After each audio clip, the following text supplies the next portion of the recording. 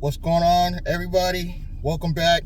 Nice guy driver, William Bootsy Blandon. Let's talk about it. Who is actually better in terms of being better for the driver? A lot of people would say Uber is the better company, primarily because it's the bigger of the two. It's got more staff, it's got more infrastructure, they're spread up across the world. But Lyft, for the driver anyway, sometimes gives you more bonuses. I noticed the sign-on bonus seems to be a little bit better than Uber's. But I have a neighbor that also happens to drive for Uber and Lyft. So me being a part-time driver, him being, I would say, a part-time driver, even though he says he's full, we have a lot to talk about. So he's on this thing often where he goes back and forth, where, you know, depending on what perks and bonuses, he'll say one company's better than the other. And the truth of the matter is, both companies are just straight up scammers. That's just my opinion. And the one good perk, and probably one of the few reasons that I even continue to drive for either platform, primarily Uber,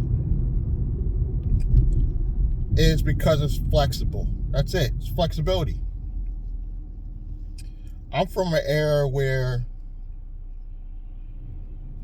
when I was in my 20s, you didn't have technology like this. You didn't have the ability to go out and even rent a car or buy a car and start making enough income till we can all agree on to get by. We can all agree on that. In between jobs, if you have a decent car, under 10 years old, and you lose your job out of the blue, Uber and Lyft is a good alternative. In 4 hours, I'm making more than my last retail job paid me in a day. You could even deduct gas, and I still would say it's more, depending on how long I choose to stay out that day. So you could definitely get by, if not thrive, if you choose to give up your life and become a full-time driver. I no longer choose to give Uber and Lyft my entire life. But it is a great part-time hustle to fund an actual company. If you have a startup, this is the stuff I'm teaching. If you have a startup, it could be in any industry. You can still have your Uber and Lyft money fund this startup while you're working your regular job. Now, if Uber's your only source of income, this might be a little challenging. This is why I say you have to start the beginning stages of starting a channel. The rideshare professor tells you, don't just start your own transportation or rental company. Start your own channel. By starting your own YouTube channel, you have the future possibility, after thousands of videos, maybe a few hundred videos, depending on how good you are, of promoting your company, no matter what you're doing. But in the meantime, while you're trying to get up that money to actually make a livable wage, you could put this gig economy funds into that business account, and now you have the possibilities of going after grants and loans to expand what you really want to do. Let's say you don't really want to drive Uber or Lyft anymore. You don't want to start a transportation company. You know, you don't want to do anything in the car industry. Then you can pivot because now you're getting funding. This is why I tell people don't even use the transportation code when setting up your first LLC, because it's a high risk industry. So I would use the code like I'm using the software publisher code. Very safe. When I say code, I'm talking about that NAICS code, low risk code. I already have all the makings of a software business because the company that controls the software only charged me $25 a month, and I have a built-in website. All I had to do was link up my domain from GoDaddy to their website. They even give me a phone number that has like a text response. So it's kind of like I have my own automated business to promote my stuff.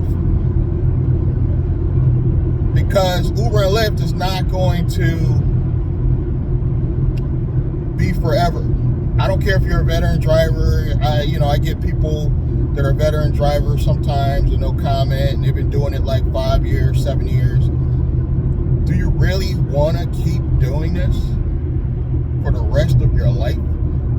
Transportation is not the funnest thing to do for the rest of your life. But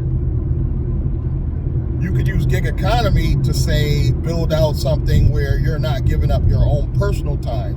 Meaning you could use gig economy to fund a new LLC later on, get some grants, loans, and go hire people now to be your drivers. Like the rideshare professor is always saying, you can start your own limousine or transportation company and network with other drivers. And then you could give them they could give you a piece of the pie whenever you refer them a job. You become essentially the referral company or the middleman, because you can't be everywhere at once. So you got to network. You got to have a guy in New York. You want to have a guy in at least your surrounding areas that you can't cover. Like I'm in Connecticut. So I would be the man if I had a network of friends where I had one driver in, say, Boston or Springfield, Mass. I got another one somewhere in New York City. I got another one across the way in maybe Jersey. Maybe New York State, because we're right there on the border. So that would make sense for me to network with other drivers, and it would make sense for them to cut a deal where they give me a percentage. When I send them a job, they give me a percentage. I think the rideshare professor was saying something like 30%. Yes, I'm kissing up because the rideshare professor got me a lot of views on one of my videos. So yeah, I am kissing up a little bit. But he's right. All this is very doable. It's just a matter of getting the right insurance company. And I did state that I was consulting State Farm, but I didn't mean I was necessarily going with them. I'm not even sure they do commercial, but I know they had some type of rideshare coverage. So I was trying to, somebody I think from Pennsylvania area or somewhere was saying he don't think that they would help you out. State Farm doesn't cover a commercial. I'm not even sure about that. but I know they had some type of rideshare coverage, and there was a way you could finagle where you can essentially like be in a rental car business and have your drivers, I think, under your policy somehow, under your rideshare policy somehow. I'm not sure. I didn't really go into it deep, to be honest with you. But I'm just trying to navigate this stuff. Hopefully the rideshare professor will send me over a code for his course or whatever, or a link or whatever.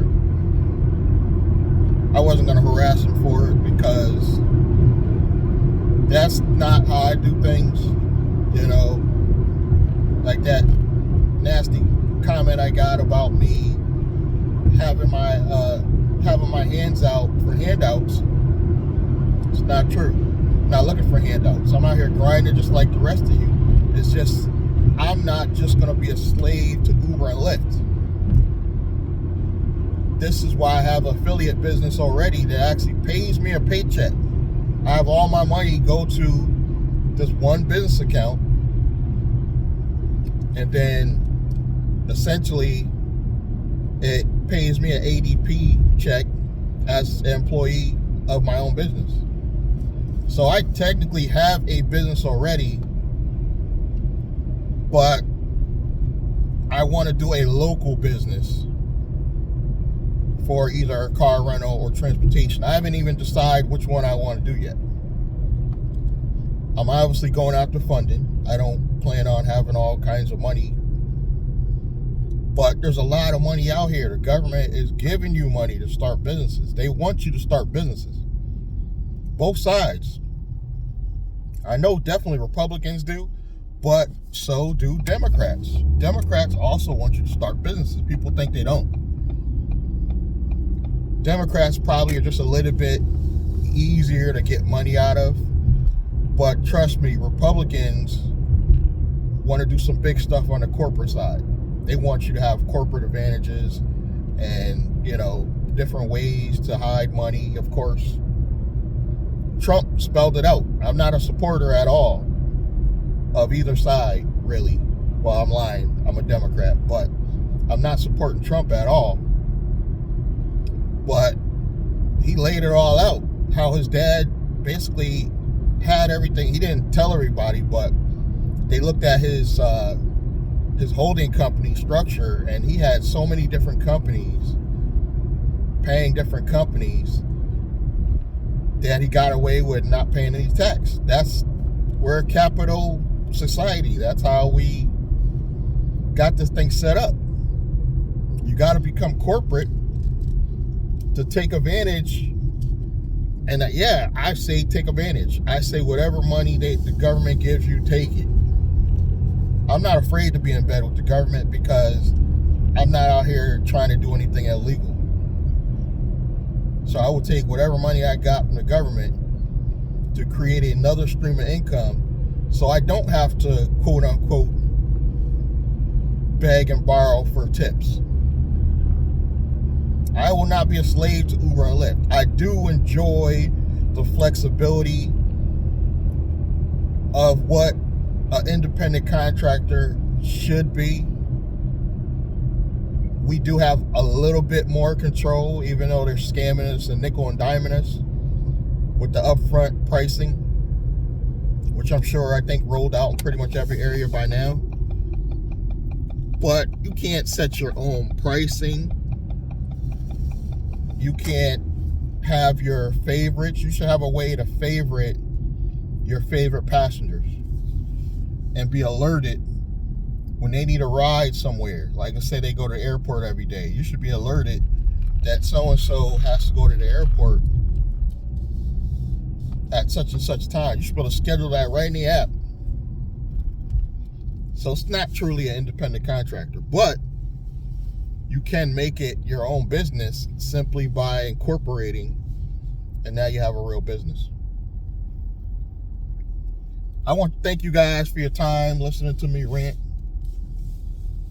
Please help support, subscribe, like, comment, and I'm going to catch you guys next time. Thank you.